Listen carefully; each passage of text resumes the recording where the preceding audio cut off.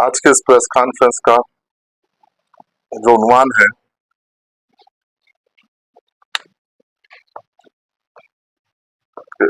कल मोजेस वक्फ बोर्ड के साबिका चेयरमैन जनाब मसीउल्लाह साहब की क़यादत में बीआरएस माइनॉरिटी का एक डेलीगेशन वक्फ बोर्ड ऑफिस पे आके कुछ नुमाइंदगी औकाफ के इश्यूज को लेके कुछ नुमाइंदगी करके यहाँ पर गया। हम उस क्योंकि कांग्रेस पार्टी, हुकूमत तेलंगाना और ख़ास तौर पर मैं जमहूरियत में और जमहूरी हुकूमत में हम यकीन रखने वाले लोग हैं। हम यकीनन हमारी हुकूमत में अपोजिशन पार्टीज का हम रेस्पेक्ट करते हैं और हम ये चाहते हैं कि एक जिम्मेदार अपोजिशन पार्टीज एक जिम्मेदार अपोजिशन का रोल अदा करे और वक्तन फ़क्तन गवर्नमेंट को अवामी मसाइल के ऊपर नुमाइंदगी करे, तनकीद जहाँ पर ज़रूरत है तनकीद करे, लेकिन तनकीद बराए तामीर होना चाहिए, तनकीद ना कि पब्लिसिटी के लिए हो। कल उनका वफद आया था, यहाँ पर मेरे से मिला, तफसील से मेरी बातचीत हुई। वो लोग जो इश्यूज के ऊपर बात किए, हम उनको उस चीज से जो चीज वो बात किए हम उसको उनको मुतमईन किए और वो खुद भी यहाँ से मुतमईन होके गए, कन्विंस होके यहाँ से गए कि ये बात बिल्कुल सही है। लेकिन यहाँ से जाने के बाद नीचे सहाफ़ी हजरात से वो गुफ्तगू करते हुए जो हक़ाइक़ है उसको छुपाकर एक पब्लिसिटी के लिए या फिर हमारे पॉलिटिकल एग्जिस्टेंस, हमारे पॉलिटिकल वजूद को बताने के लिए बोले हैं या पब्लिक या फिर तनकीद करने के लिए बोले हैं या किस लिए बोले मुझे तो पता नहीं है। जो बात मीडिया में बोले हैं वो बात मुझे भी यहाँ पर भी बोल सकते थे और वो बात यहाँ पर हमारी बातचीत हुई और मैं उनके साथ जब मेरी मुलाकात हुई तो मैं कोई अलग से उनके वफद के साथ अलग से मुलाकात नहीं किया। तकरीबन 50 लोग मेरे चैम्बर में बैठे हुए थे, उसमें मीडिया के हजरात भी थे और वो लोग लाइव ले रहे थे। मेरी जो बात थी आपस में जो हमारी गुफ्तगू हुई उसमें सब चीज खुल के था, मैंने उनका खुल के जवाब दिया और वो लोग भी जो मेंबरान आए थे बीआरएस के अखिलती शोबे के लोग थे, वो लोग सब कन्वेंस होके, उसमें खवातीन भी थे, कन्वेंस होके गए वो लोग। लेकिन नीचे जाने के बाद पता नहीं क्यों कि एक 10 साल के बाद कि हमारा वजूद खतरे में है या फिर क्या सोचे पता नहीं, वो एक मीडिया को एक अलग आके स्टेटमेंट दिए जिसमें वो 3 चीजों के ऊपर कल हमसे नुमाइंदगी की है। वो खास तौर पर जिसमें पहला मुद्दा था अनीसुल गुरबा का। अनीसुल गुरबा पे वो अपनी बात ये रखे कि अनीसुल गुरबा को बिल्डिंग को टेम्बरिस को किराए पे दिया गया है और ये जो किराए पे दिए वो हुकूमत का तरीका गलत है, ये कानूनी तौर पर कलेक्टर के थ्रू होना चाहिए।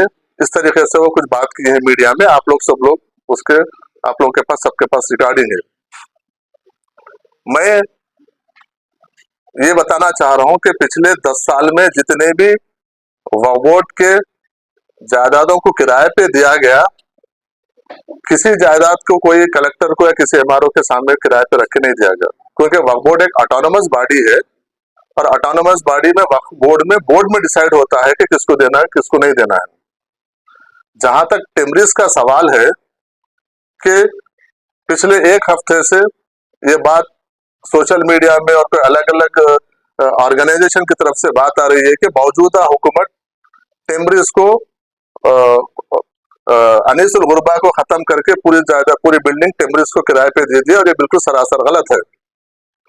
मौजूदा हुकूमत में कोई ऐसा फैसला नहीं हुआ है। ये फैसला पिछले हुकूमत में हुआ है। और जहां तक ये टेमरिस की बात है, ये टेमरिस को किराए को देने के लिए वक्फ बोर्ड मसीउल्लाह साहब की सदारत में 27/9/2023 27/9/2023 के दिन बोर्ड की मीटिंग में एजेंडा नंबर 56 में वो बोर्ड के मीटिंग में फैसला लिया गया कि ये टेमरिस को 5 रुपए में पर स्क्वायर फीट में 1,45,000 स्क्वायर फीट पूरी बिल्डिंग, क्योंकि टेमरिस की जो बिल्डिंग है वो अनिसुल हुरबा 400 चिल्लर मुरब्बा गज के ऊपर थी। उसके बाद गवर्नमेंट से 4,000 गज लिया गया, गवर्नमेंट दी है। तो उसके बाद वो अभी जो है टोटली वो 4,800 चिल्लर गज पे वो बिल्डिंग है, जिसमें जो अभी बिल्डिंग्स के जितने फ्लोर्स है अगर उसको स्क्वायर फीट में लेंगे तो जो बिल्डअप एरिया है 1,45,000 स्क्वायर फीट जमीन 5 रुपए के हिसाब से 27/9/2023 को आइटम नंबर 56 बोर्ड में ये रेजोल्यूशन पास करके मसीउल्लाह साहब चेयरमैन की मौजूदगी में ये भेजा गया। तो इसमें मैं ये पूछना चाहता हूँ मसीउल्लाह साहब के और दूसरे ऑर्गेनाइजेशन से, इसमें मौजूदा वक्फ बोर्ड और मौजूदा हुकूमत में इसका क्या रोल है, आप बता सकते हैं इसमें? क्योंकि हमारी हुकूमत और हमारा बोर्ड आवाम को जवाबदेह है, किसी शख्सियत को जवाबदेह नहीं है। इसलिए मैं आपके मीडिया के जरिए मैं ये बात आवाम तक पहुंचाना चाह रहा हूँ, कोई अनिसुल हुरबा में देने में कोई मौजूदा हुकूमत का कोई रोल नहीं है। ये बाज़ाब्ता वक्फ बोर्ड में पिछले वक्फ बोर्ड के चेयरमैन की सदारत में ये रेजोल्यूशन पास करके 5 रुपए के हिसाब से अनिसुल हुरबा को दिया गया। जहां तक, क्योंकि मैं अनिसुल हुरबा का कल वो आए थे मीडिया में बात किए थे, उसके ऊपर मैं आपको अनिसुल हुरबा का एक छोटा सा बोला हूँ। लेकिन अनिसुल हुरबा की मौजूदा मौक़िफ़ और आगे हमारा जो प्लान है, इंशाल्लाह अगले हफ्ते हम आपके साथ तमाम में मीडिया के जरिए मैं आवाम तक इस बात को पहुंचाऊंगा कि अनिसुल हुरबा की को कैसा हम कायम रख रहे हैं और कुछ और क्या बेहतर हम उसमें कर रहे हैं, उसके ऊपर हम तफसीली अगले हफ्ते हम आपको बात करेंगे। दूसरी बात यह है कि हमारे चेयरमैन साहब 125 एकड़ खबरस्तानों के लिए, माइनॉरिटीज खबरस्तानों के लिए हुकूमत TRS की हुकूमत दी करके वो एक बार बोले हैं। ठीक है, मैं उसके लिए अग्री करता हूँ 125। और ये कब हुआ है वो बताएं, वो उनका झूठ का ये है, देखिए अंदाजा लगाइए कि वो बोले हैं कि 125 एकड़ गवर्नमेंट एक्वायर करके वक्फ बोर्ड के हवाले कर दी। उसके बाद भी वक्फ बोर्ड अलग अलग कम्युनिटी को अभी तक नहीं अलॉट कर रहा है बोल के वो इल्जाम लगा के गए। लेकिन मैं ये बताना चाहता हूँ कि 7 तारीख 8वां महीना 2023, मतलब इलेक्शन कोड आने से सिर्फ 1 महीना पहले, नवंबर में इलेक्शन कोड आया, उससे पहले जियो के जरिए 125 एकड़ रंगारेड्डी डिस्ट्रिक्ट के अलग अलग मंडल्स में ये जमीन माइनॉरिटी खबरस्तानों के लिए अलॉट की गई है, जिसमें आपको देखिए बोहरा कम्युनिटी के लिए है, शिया कम्युनिटी के लिए है, महदवी कम्युनिटी के लिए है और सुन्नी कम्युनिटी के लिए अलग अलग उसको बैफरकेट करके दिया गया।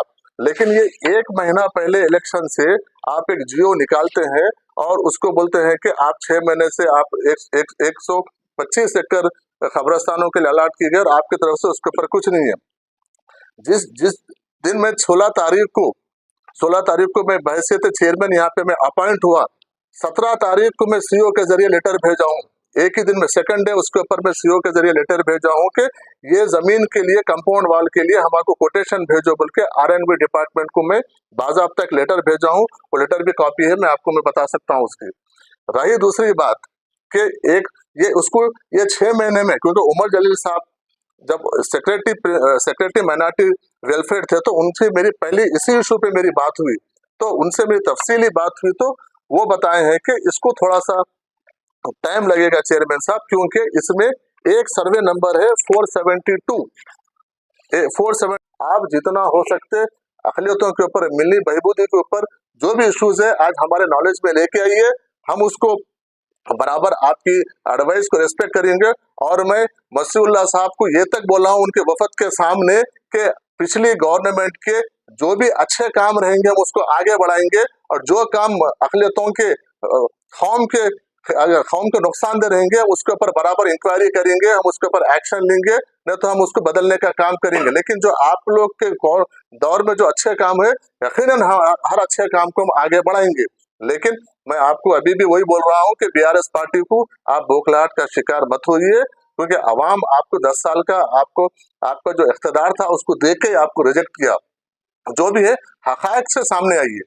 मैं आपको कल बात किया हूँ, सब चीज में यही बात उनको भी समझाया हूँ, तो वो हकायक से यहाँ पर तो वो लोग कन्विंस होके, लेकिन मीडिया में जाके कुछ पब्लिसिटी वगैरह के लिए तो कुछ करने की कोशिश की है। इसलिए मैं आपके जरिए अवाम को बताना चाहता हूँ कि ये जो कल जितने भी 3 वादे जो बात की है वो टीआरएस के गवर्नमेंट में हुआ। अनिसुल हुरबा को 5 रुपए से उन्हीं की हुकूमत ने दी 1 लाख, और पूरी पूरी की पूरी बिल्डिंग में वक्फ बोर्ड पे रेजोल्यूशन रख के उन्हीं के सदारत में हुआ सो है। 23 करोड़ रुपए का एडमिनिस्ट्रेटिव सैंक्शन दिए खाली, लेकिन उसके ऊपर कोई अमाउंट और बजट रिलीज नहीं हुआ है। उसके साथ साथ 1,125 एकड़ की जो है वो कोर्ट के केसेस चल रहे हैं, वो कोर्ट के केस चलने वाली जमीन मुसलमानों को अलाट करके उसको कोर्ट में डाल के छोड़ दिए। इसलिए ये सच्चाई है, ये सब अवाम को इसको जानने की जरूरत है। और मैं कल उनके वफद को ये भी बोला हूँ कि वक्फ बोर्ड आने वाले दिनों में हुकूमत और तेलंगाना हुकूमत और वक्फ बोर्ड किराएदारों को ले लेके और खाबजीन को ले लेके एक मुहिम शुरू कर रहा है। इसमें आप लोग हमारा ताउन कीजिए, हमारा साथ दीजिए, ताकि आपके 10 साल में जो अब लूटन लाटी हुई कम से कम उसका तो कफारा अदा होगा। इसलिए मैं उनको बोला हूँ, और वो लोग भी इस ताल्लुक से वो भी इत्तेफाक किए कि हम भी बराबर इसका हम इसमें हमसे जो भी हो सकता है हम इसमें ताउन करेंगे। बस यही आप लोग के जरिए में अवाम को, कौम को, क्योंकि ये एक वाहिद हुकूमत में एक वाहिद इदारा ऐसा है जो जिस नीयत से हम काम कर रहे हैं, एक वाहिद इदारा ऐसा है जिसमें दुनिया में भी पूछे और आखिरत में भी पूछे, वही नीयत से वही इखलास से हम यहाँ पर काम कर रहे हैं। इंशाल्लाह आप अवाम हमारी ताकत है। आप इस वक्फ बोर्ड को बचाने में, वक्फ बोर्ड की जायदादों को बचाने में, वक्फ बोर्ड को कोई भी चीज करने में आपका ताउन हमारे लिए जरूरी है। हम कोई भी हमसे फलाह बहबूदी के काम होते हैं, वक्फ बोर्ड पे कोई भी मसाइल होते हैं, हम आवाम के साथ रुजू होंगे, आवाम के डोमेन में, आवाम के कोर्ट में लेके जाएंगे। आवाम का जो फैसला रहेगा उसके हिसाब से हम वक्फ बोर्ड में आगे काम करेंगे। बहुत बहुत शुक्रिया। तकल विलेज मेडचल मलकाजगिरी डिस्ट्रिक्ट में है, जिसके ऊपर कुछ कोर्ट के केसेस है। मसूल्ला साहब, आपको ये मालूम होना चाहिए, जब जमीन आप अलाट करके हैंडओवर कर दिए बोल रहे हैं, तो फिर कोर्ट के केस आए कैसा? ये या कोर्ट के केसेस पहले थे, आप अलाट कर दिए हैं, या तो फिर बाद में कोई डाले हैं? लेकिन उसके बावजूद भी हम इसको सीरियस लेके, मैं उमर जलील साहब के पास गया, डिस्कस किया। डिस्कस करने के बाद उन्होंने खुद बोले कि इसके ऊपर कोर्ट के केसेस है, एक बार कोर्ट के केसेस क्लियर हो जाएंगे, इसके बाद फिर हम इसका आगे प्रोसेस करेंगे। तो इंशाल्लाह मैं बोलना यही चाह रहा हूँ कि 125 जो खबरस्तान 125 एकड़ की जो खबरस्तान की जमीन है उसके ऊपर वर्कआउट चल रहा है, वो सिर्फ इलेक्शन के एक पर्पो इलेक्शन का एक चॉकलेट के जरिए जैसा देने के, जैसा 8वें महीने में सिर्फ जियो निकाल के चले गए वो, जिसमें एक 37 एकड़ के लैंड के ऊपर केस चल रहा है। आप 125 एकड़ देने का वादा कर रहे हैं, आपकी हुकूमत केसीआर साहब बोल के आप बात करके चले गए, जिसमें से 37 एकड़ पे कोर्ट का केस चल रहा है। तो आप कैसा बोलते हैं कि हैंड ओवर करे बोल के? आप ये बिल्कुल सरासर गलत है। और तीसरी बात यह है कि वक्फ बोर्ड के जो बगल में जो बाजू आपको नॉर्थ साइड की जो बिल्डिंग है, 7 फ्लोर के जो स्लैब है, जिसके ऊपर ग्राउंड फ्लोर 2 सेलर और 7 फ्लोर की जो बिल्डिंग है, ये देखिए 5 अक्टूबर, ये भी 8वें महीने में ही हुआ है। 5 अक्टूबर 2023 को ये जियो आरटी नंबर 108 में, जिसमें उनको इतना तक नहीं मालूम है, वो चेयरमैन कर चुके थे, 20 करोड़ रुपए बोले, वो 20 नहीं 23 करोड़ रुपए है। वो 23 करोड़ रुपए तेलंगाना हुकूमत की जानिब से एक जियो आया, जियो आरटी आया। जियो आरटी का वैलिडिटी सिर्फ 3 साल की होती है। जियो एमएस अगर होता तो 10 साल की वैलिडिटी होती है। मतलब वो उनको माइंड में था, उनको ये और कॉन्फिडेंस था कि सरकार हमारी वापस आ रही, 3 साल में इसकी वैलिडिटी खत्म हो जाती, जियो आरटी खत्म हो जाता, हम हाथ उठा देंगे 23 करोड़ रुपए से। लेकिन वक्त या तो ये इलेक्शन 1 महीने के बाद आ रहा, हम तो अभी जियो दे देंगे करके ये क्या किए, ये अक्टूबर 2023 को 23 करोड़ का लेके आए। लेकिन और एक भी चीज बता रहा हूं मैं, आप कल आप कल ये दावा करके गए कि अमाउंट रिलीज हो गया, अभी तक काम शुरू नहीं हो रहा। अक्टूबर 5 तारीख को जो 2023 को जो जियो आरटी नंबर 108 आया, उसमें सिर्फ एडमिनिस्ट्रेटिव सैंक्शन है, बजट एलोकेशन नहीं है। सिर्फ एडमिनिस्ट्रेटिव सैंक्शन दी गवर्नमेंट उसके ऊपर बजट आने का है, बजट रिलीज होने का है, उसके ऊपर अभी तक कोई कार्रवाई नहीं हुई। इसलिए मैं आपको ये बोलना चाह रहा था कि बेशक हम भी 10 साल तक अपोजिशन में थे, हम भी हुकूमत से अलग अलग इश्यूज के ऊपर हम नुमाइंदगी किए, लेकिन नुमाइंदगी तनकीद भी हो तो तनकीद बराए तामीर होना चाहिए। क्योंकि मैं कल उनको बोला हूँ कि भाई हमारी जो सोच है, हमारी पार्टी की सोच, हमारी हुकूमत